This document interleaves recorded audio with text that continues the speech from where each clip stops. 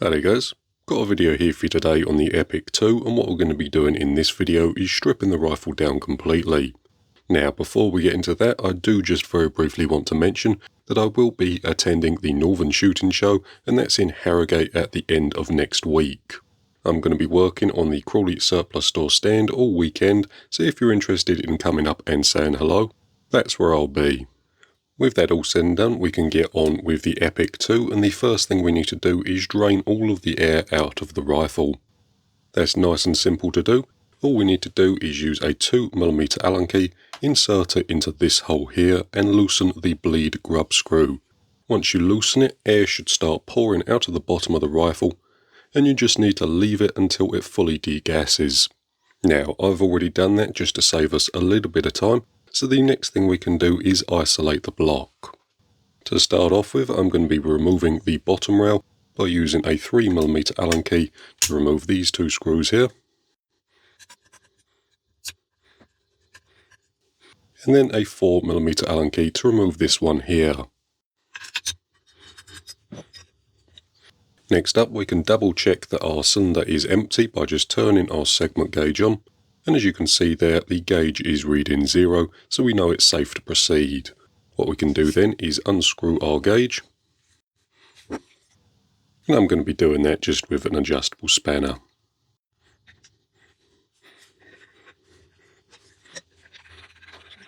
I highly recommend the segment gauges for this particular rifle. They fit absolutely perfectly, and because this is a tuning rifle, you are probably going to be adjusting things, and having digital gauges on both the pressure and the regulator pressure side really helps things out. And I do have a 10% discount code which I'll leave in the video description. Next up, we can remove the grip, and this one is an Ergo Air Chubby grip. It's the 0 angle one, so the straight one. We can remove that by using a 5mm Allen key through this hole and loosen the screw. Up next, we can remove the chassis of the rifle, and that's simply done by loosening these 4 screws in the bottom. That's done using a 3mm Allen key.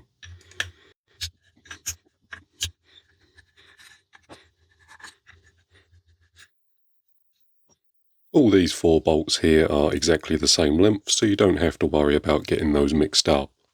With those removed, we can just give the chassis a little wiggle and pull it up. What you normally have to do is pull it back slightly, then lift it up, as we do have to get over the hammer spring adjuster at the back here. With that done though, that's the block removed from the chassis. We'll put the chassis over to one side. That's pretty much as far as we're going to take the chassis, as there's really not much else to take off of it. All the adjustments are nice and easy to remove if you want to, and there's no reason to really disassemble it further. The next thing we can remove from the block is just the gauge O-ring, which is this piece here. The factory rifle comes fitted with a couple of analog gauges, but I've replaced them with the segment ones, but that is the main seal for the standard gauge. Next up, I'll just take the bleed screw out and show you what's underneath there. So the bleed screw is just this small M4 grub screw here. And then under that we do have a small ball bearing. That was a little stuck in there, but it's just this small ball bearing here. That looks to be 3mm in diameter. And again, yeah, 3mm in diameter. To remove that, I just magnetised the end of an Allen key, stuck it in the hole, then pulled it out. All these little bleed screws here do is just force a ball bearing against a seat inside the rifle and seal it off. With that said though, that's our block isolated, so now we can start disassembling this. Right then, the next thing we're going to do is isolate the block by removing the cylinder and the barrel. To begin with, we'll just unscrew the cylinder from the front here. You do have clearance between the regulator and the barrel, but just make sure, just in case your regulator is slightly more extruded than mine. Here we have it, there's the cylinder. We will be taking this apart very shortly, but to begin with we'll be concentrating on the block. Up next we'll remove the barrel, and that needs to be done either with a specialist tool, which is this piece here, available through Epic directly, or you could make one yourself if you just got some 4mm dowel pins Put those in these holes here and then put either an Allen key across them and just cracked it loose. They are done up very tight from the factory though, so we are just going to be putting my tool in a breaker bar.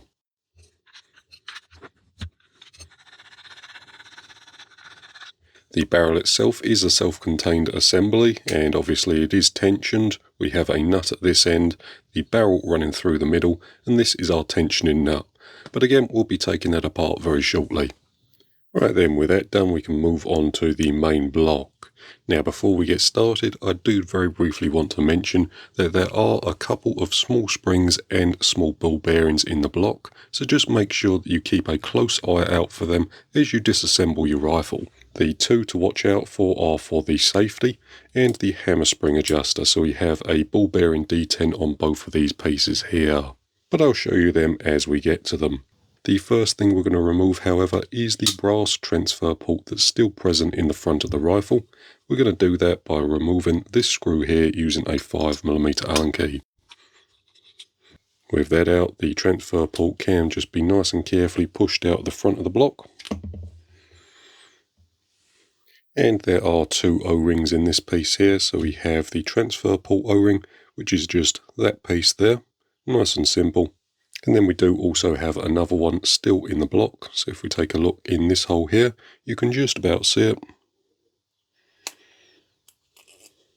And I'll hook that out with a plastic O-ring pick. So we'll put that over to one side. Both of those O-rings there are non-permanent seals. They only see pressure when the rifle is fired. And if you feel a puff of air every time you take a shot, it's more than likely one of those two O-rings. Up next, we can remove the trigger and the safety. And to begin with, we'll just be removing the safety blade itself by using a 2mm Allen key to remove this screw here. And that just allows us to remove the safety arm. Up next, we can flip the block up and remove this securing grub screw here, again using a 2mm Allen key. And then we can push the safety out, although as we do so, we are going to be nice and careful not to lose the small spring and the ball bearing beneath the safety itself. So it's between this side here and the safety.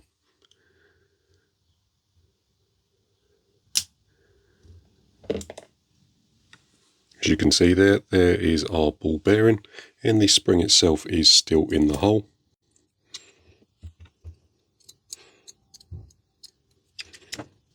Which is that piece there. So both of those items came out of this side through this hole here. The safety itself is reversible, and the spring and the ball bearing should be located on the same side as your safety blade. And again, the ball bearing for this piece here is 3mm in diameter. With that done, we can remove the trigger cassette, and that's done by removing these two bolts here using a 2.5mm Allen key.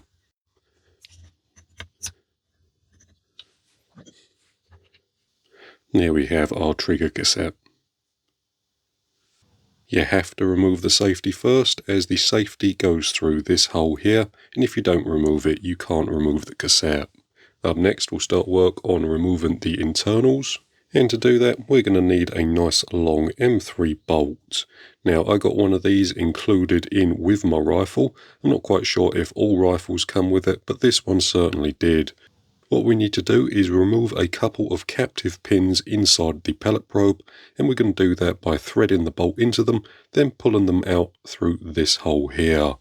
There are two we need to remove, and hopefully, if I shine a light in there, you may be able to see. So there's the first one, that's the rearmost one, and that connects the cocking arm with the pellet probe itself, and then the front one is our cocking dog. So we're going to be removing that one first. So there's our cocking dog. And then again, if we line everything up, we can remove the second one, which is that one there. So there we have it. With that done, the next thing we can do is remove our cocking arm, and we do that by loosening this grub screw at the back here using a 2.5mm Allen key. That will allow us to remove the lock-in grub screw, and then we can bring back our M3 bolt, screw that into the captive pin, and pull it out of the top. Then we can just pull the cocking arm out and safely stick that over to one side. Whilst we're here, I will also mention that the pin that holds the cocking arm in is slightly longer than the one that holds the cocking arm to the pellet probe. So this one here is the one we've removed first, and this one is the second one. So they are slightly different lengths, but with that done, the next thing we can do is remove the pellet probe, and that can just be pushed out of the front of the action. So there we have it there. Up next, we can remove the side cover piece, which is just this piece here, and we're going to be doing that with a 2.5mm Allen key, removing this grub screw at the back. So that grub screw there. Then we can remove the side cover piece. And as you remove this, you need to be nice and careful, as this is held in by a spring and a ball. So just nice and carefully pull it off to one side, then pull it back. And as you do so, you need to watch out so that the ball bearing doesn't fly off.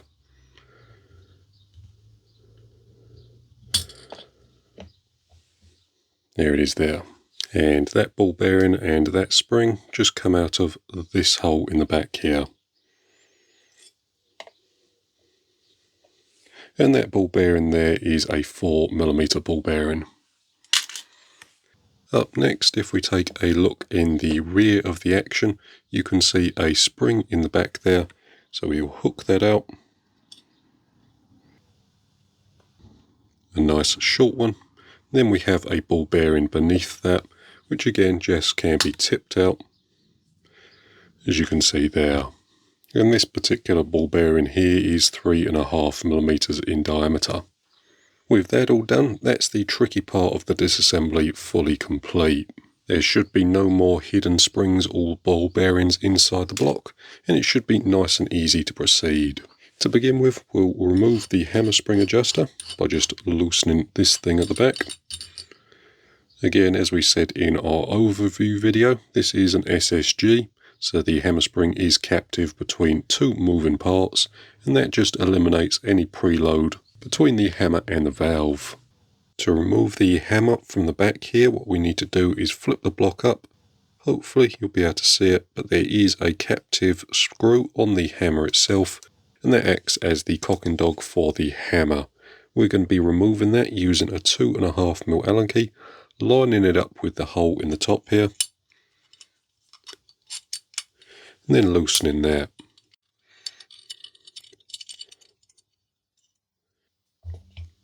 So there's our screw, and with that removed, the hammer can just be slid out the back of the action. So there's our hammer. The last thing we can remove from the block of the rifle is the valve. To get that out, what we need to do is press this pin out. I'm going to be doing that using a 2.5mm Allen key. It should be nice and loose with no pressure in the rifle, but with that removed, we can now push the valve out. We're going to be doing that from this side. If we take a look in the end there, you can just see that piece of brass. That's the valve. And then once we move it out the front there, it can just be nice and easily pushed out the rear of the block. So there's our valve.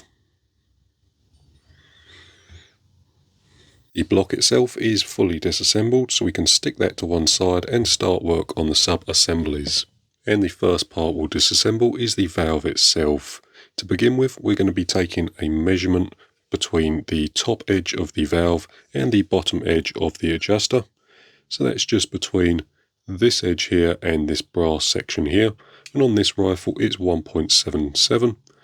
1.7, take it in a few places and get the average. 1.7 again. 1.75 on the other side, so we'll make a note of that. That's just so we can reset it when we come back to rebuild the rifle. But once we have that measurement, we can use a 3mm Allen key to unscrew the adjuster. There we have our valve, which is just this piece here. It does have an O-ring on the back. This O-ring isn't a sealing O-ring, it's a buffer O-ring. So as the hammer hits the valve, it forces it back, and then that O-ring stops against this face here. This part here did have a small spring in the back. This is our valve return spring, and it does also have an O-ring in that edge there. So that's just that O-ring there. That particular O-ring in the end there is a permanent seal O-ring, and if that O-ring has failed, air will be leaking out of the barrel. The same can be said on this O-ring here.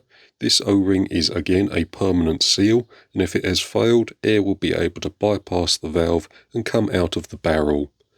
The O-ring at the back here is a non-permanent seal, and it only sees pressure when the rifle is fired. The next thing we can take out is the small nut from the front of the valve. We can do that using a 12mm Allen key. It is done up pretty tight, so I'm going to be taking this over to the lathe and removing it. And all I did there was just clamp this part in the 3-jaw and just loosen the nut. Does have a small O-ring in the end there, and again that is a non-permanent seal O-ring, so only sees pressure when the rifle is fired. The valve itself is a nice interesting design. Epic call this their balanced valve system, and I will just give a very brief explanation of how it works. So we have the components lined up like so in the rifle. The valve face is pressed against the valve seat, stopping air from moving through the rifle up into the barrel. And then as we take a shot, the valve is deseated and air is allowed to travel through the transfer port up into the barrel. Very, very standard so far, although the part where it gets interesting is if we take a look at the valve here, we see this hole here. This hole is joined into this hole here and is sealed off in the back of the valve, like so. When we take a shot, the valve is allowed to open.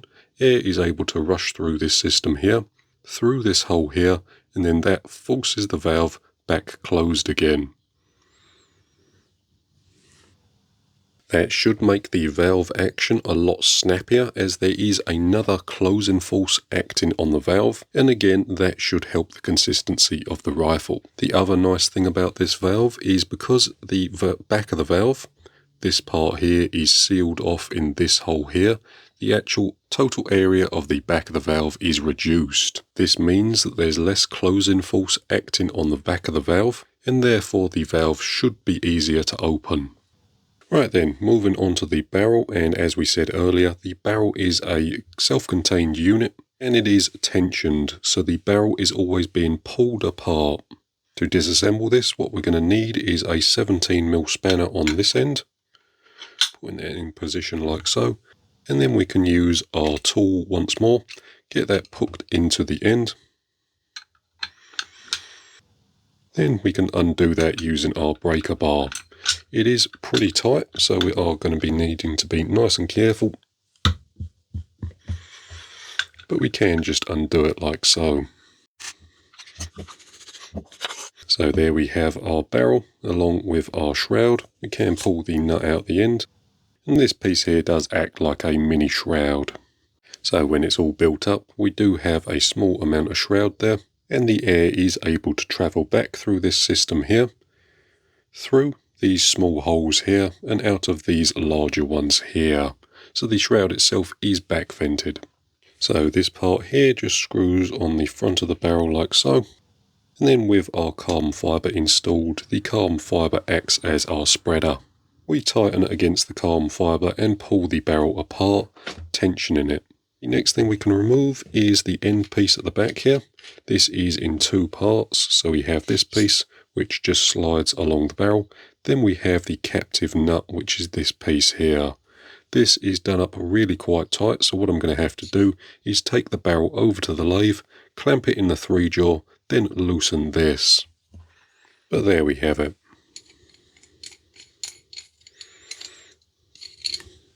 Next up, we can pull this piece off from the end of the barrel. It does have a couple of O-rings on it, but they are not permanent seal O-rings. They just stop air from travelling back through the action as the rifle's fired. And there we have our barrel. So it's a CZ unchoked barrel, and pushing a pellet down it, it does feel rather nice.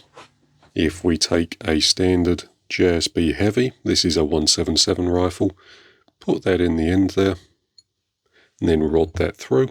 We can then take a nice close look at the pellet and it does look rather nice. There's no major damage to the head of the pellet, and the rifling is rather small.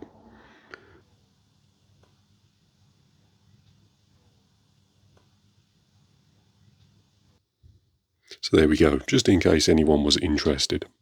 Right then, and lastly we can disassemble the cylinder and the regulator, probably the part that most of you are interested in.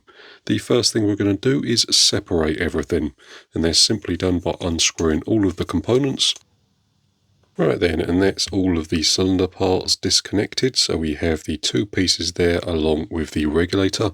I will say the regulator does have an inlet and an outlet side, so this side here with the hole at the bottom is the inlet. That needs to go towards the fill side of the rifle, and the side with the hole in sort of the middle there is the outlet side.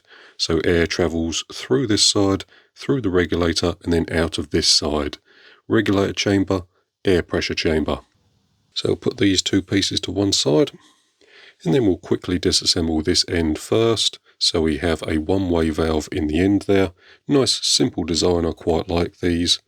These are just done up with a 2.5mm Allen key, and they are a countersunk bolt with an O-ring around the outside. If you have air leaking out of your filler hole, that O-ring needs to be replaced. Up next we can just unscrew the end,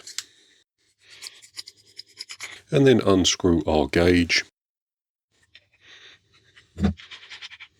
And again, this is our segment gauge, and it does have an O-ring around the outside here. So just that one there. Now again, stick these pieces to one side, and then we can remove this rotating cap here, although I will say it does have a spring and a ball bearing behind it, so just be nice and careful as you remove it. But the spring and the ball bearing is just there. This ball bearing, again, looks to be a 3mm ball bearing, which again, it is. The spring itself can be just removed using a set of tweezers, and there we have that unit pretty much fully disassembled. We can begin on the regulator. Right then, on with the regulator. The first thing we need to do is remove the adjuster screw from the top, and that's done either with the dedicated adjuster screw tool, or just by using a pair of snap ring pliers. As we take that off, we are just going to make sure there's not a Belleville washer trapped in the inside of the cap. But once we're happy, we can just tip the Belleville washers out onto an Allen key or something similar. There is one still stuck in the body, but we'll get him out in a minute. To remove the piston, I'm just using a set of flat face pliers. Nice and carefully gripping the piston and removing it from the back there. There's our last Belleville washer. We'll just take a quick look at the Belleville washer stack, and as you can see there we have 4 sets of 8 Belleville washers cupped in pairs in alternating sets. So there that is there. The piston itself does have an O-ring on the base, so this O-ring here, if this O-ring has failed, air will be leaking through the Belleville chamber, so just be aware of that. Up next we can remove the brass body from the main regulator housing, and to do that I'm just going to be using a set of snap ring pliers.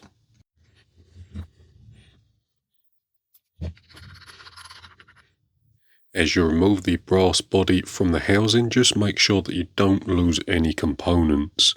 We have a number of incredibly small components, and as you can see on the brass body here, we have a tiny ball bearing along with a Delrin seat, so these two components here.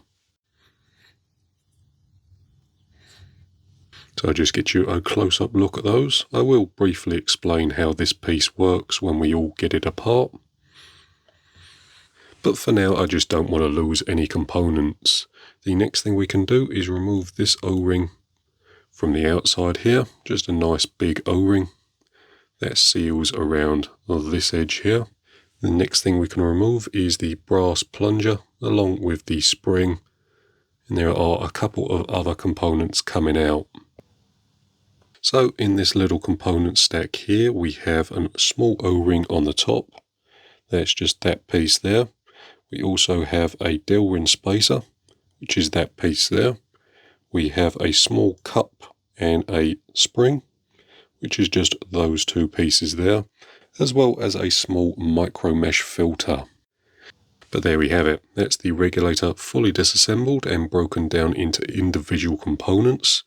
The regulator itself looks rather similar to the Edgun Leshy one, or the Leshy 2 I should say, the Reaper regulator. Very similar design. Right then, so what I've gone ahead and done is just put aside most of the components, and we're left with the important ones that actually make the regulator work. So when the regulator is pressurized and the rifle is ready to take a shot, this ball bearing here is seated in this Delrin seat here, just like so, and air is not able to flow through the regulator. This is our main seal area. The piston itself has this small spigot on the end here, which travels through this hole. So I'll very briefly put these together. Just like that. And when the regulator is all pressurized up, the spigot is pushed off slightly. And then if we take our seal stack, we can put that on there, like it would be in the rifle. And as you can see, the ball bearing is making an effective seal against the seat. As we take a shot, the regulator pressure rapidly drops and allows the Belleville washers to force the piston open. When that happens, the ball bearing de-seats from its seal and pops up slightly. This allows air through the system into the regulated air chamber, and then as that builds up, the piston is forced back again, and that in turn allows this ball bearing to reseal on the seat. It's a rather clever little system, and it allows the regulator pressure to be both increased and decreased nice and safely. The regulator design is pretty much identical to the Leshy 2 Reaper regulator, so if you're familiar with that reg, you'll be familiar with this one. With that all said and done, guys, that's pretty much going to do it for this particular video. In our next video, we'll be rebuilding the rifle, and I'll also be making some small improvements to it. I do have one or two things that I would like to change in the valve, so we're going to be probably making a new valve design for the rifle, but you'll see that in the coming weeks. For now though, guys, that's pretty much going to do it for this one. Thank you very much for watching. I hope it's been interesting, and don't forget, if you're coming to the Harrogate shooting show, don't forget to pop on the stand and say hello. We again will be working on the Crawley Surplus Store stand all weekend. With that said, guys, that's going to do it for this one, so we'll see you in the next video.